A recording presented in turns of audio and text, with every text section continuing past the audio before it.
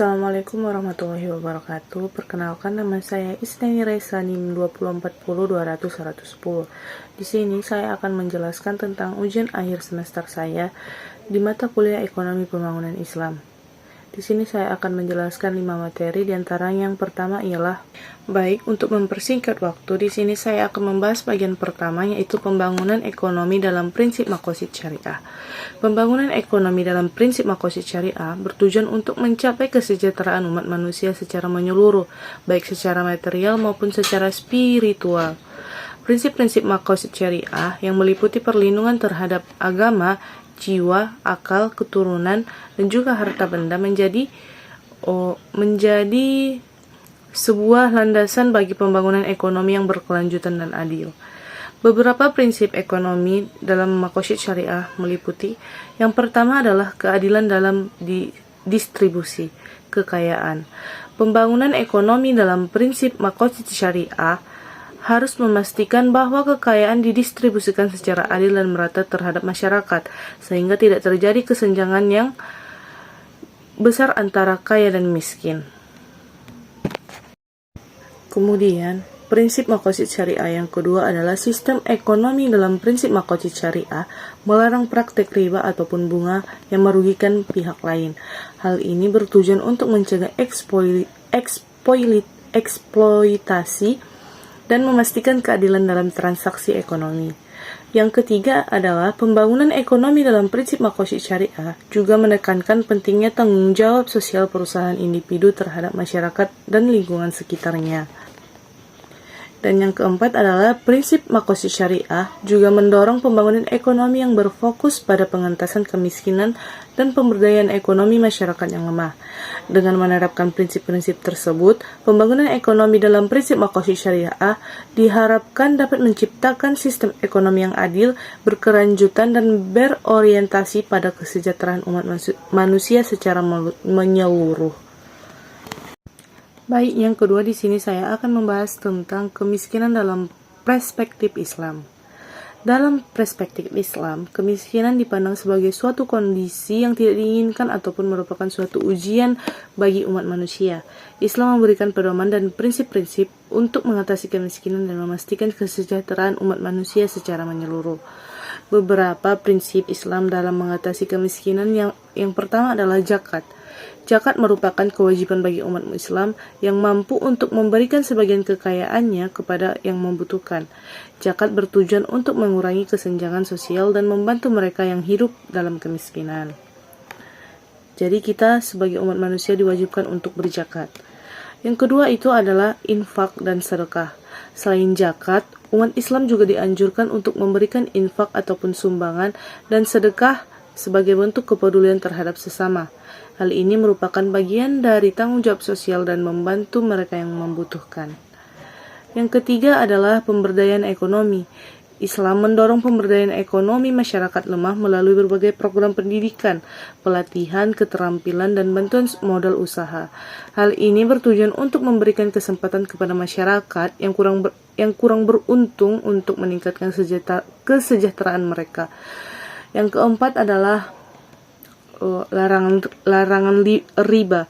Islam melarang praktek riba ataupun bunga yang merugikan pihak satu sama lain.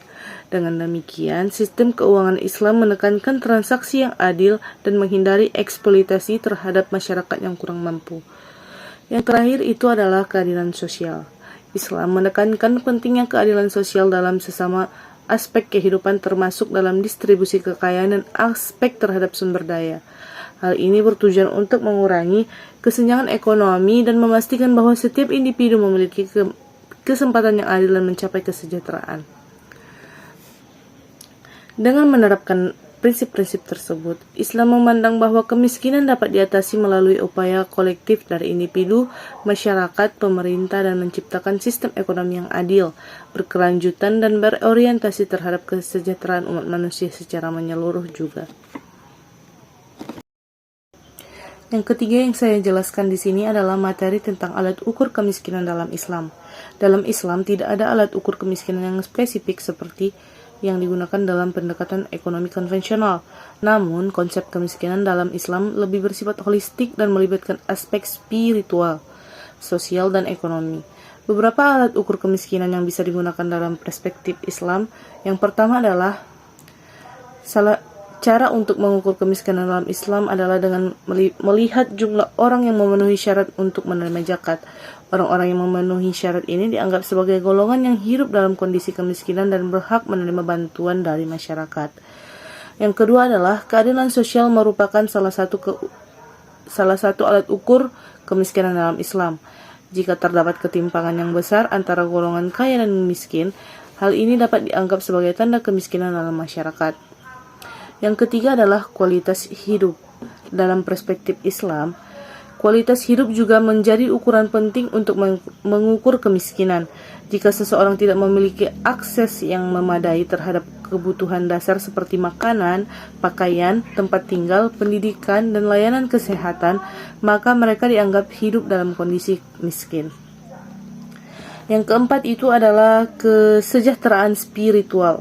Kemiskinan dalam Islam tidak hanya dilihat dari segi materi, tetapi juga dapat dilihat dari segi spiritual. Jika seseorang hidup dalam keadaan kesulitan dan kekurangan secara spiritual, seperti kehilangan harapan dan kebahagiaan, hal ini juga dapat dianggap sebagai bentuk kemiskinan. Dengan demikian, alat ukur kemiskinan dalam Islam lebih bersifat komprehensif dan mencakup berbagai aspek kehidupan manusia, baik secara material maupun spiritual. Islam menekankan pentingnya perhatian terhadap kondisi sosial dan kesejahteraan umat secara menyeluruh sebagai bagian dari upaya untuk mengatasi kemiskinan.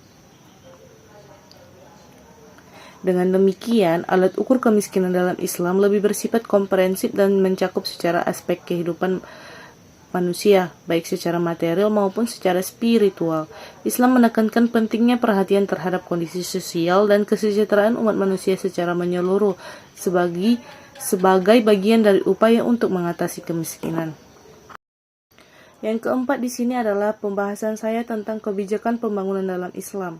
Kebijakan pembangunan dalam Islam didasarkan pada prinsip-prinsip yang terdapat dalam ajaran agama Islam, yang mencakup aspek spiritual, sosial, ekonomi, dan juga politik.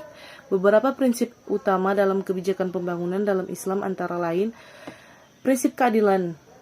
Prinsip keadilan ini merupakan landasan utama dalam kebijakan pembangunan dalam Islam. Keadilan sosial, ekonomi, dan politik menjadi fokus utama dalam upaya untuk mencapai pembangunan yang berkelanjutan. Yang kedua adalah kesejahteraan umum. Islam menekankan pentingnya kesejahteraan umum sebagai tujuan utama untuk kebijakan pembangunan. Pembangunan diarahkan untuk meningkatkan kesejahteraan seluruh masyarakat, bukan hanya segelintir golongan ataupun individu. Yang ketiga adalah pemberdayaan masyarakat. Kebijakan pembangunan dalam Islam mendorong pemberdayaan masyarakat melalui partisipasi aktif dalam proses pembangunan. Masyarakat didorong untuk mengambil peran aktif dalam mengatasi masalah-masalah sosial ekonomi yang mereka hadapi. Yang keempat adalah keseimbangan antara materi dan spiritual. Islam menekankan pentingnya keseimbangan antara aspek materi dan agama dalam kebijakan pembangunan. Pembangunan tidak hanya diukur dari segi ekonomi, tetapi juga dari segi moral, spiritual, dan juga kualitas hidup manusia. Yang kelima adalah berkelanjutan. Kebijakan pembangunan dalam Islam haruslah berkelanjutan dan memperhatikan dampaknya terhadap lingkungan dan generasi mendatang. Pembangunan yang berkelanjutan harus memperhatikan kelestarian alam dan juga sumber daya alam. Dalam prakteknya, kebijakan pembangunan dalam Islam tidak mencakup sebagai aspek seperti pendidikan, kesehatan, pemberdayaan ekonomi, pengentasan kemiskinan, perlindungan sosial, dan juga berbagai program yang bertujuan untuk meningkatkan kesejahteraan umat manusia secara menyeluruh.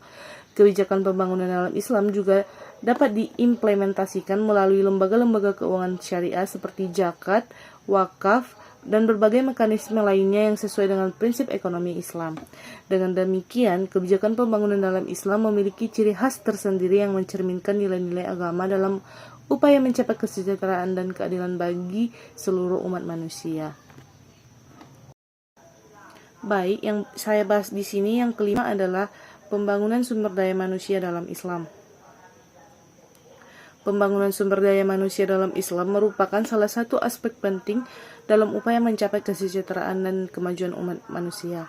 Islam memberikan perhatian yang besar terhadap pengembangan potensi dan kualitas manusia sebagai makhluk yang diamanahkan oleh Allah Subhanahu wa taala untuk menjalankan peran sebagai khalifah di muka bumi ini.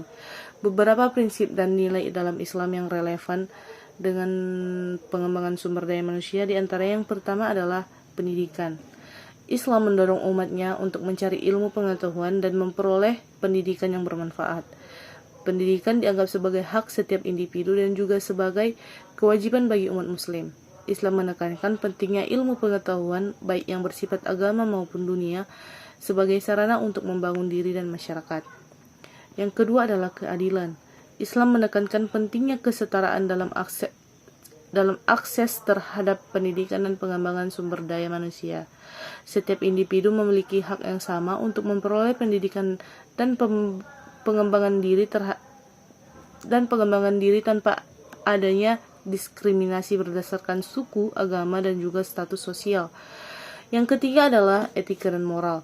Pembangunan sumber daya manusia dalam Islam tidak hanya berfokus pada aspek intelektual dan keterampilan, tetapi juga pada pembentukan karakter dan moral yang baik. Islam menekankan pentingnya etika, moralitas, dan kepemimpinan yang bertanggung jawab dalam pengembangan sumber daya manusia. Yang keempat adalah keseimbangan antara dunia dan akhirat.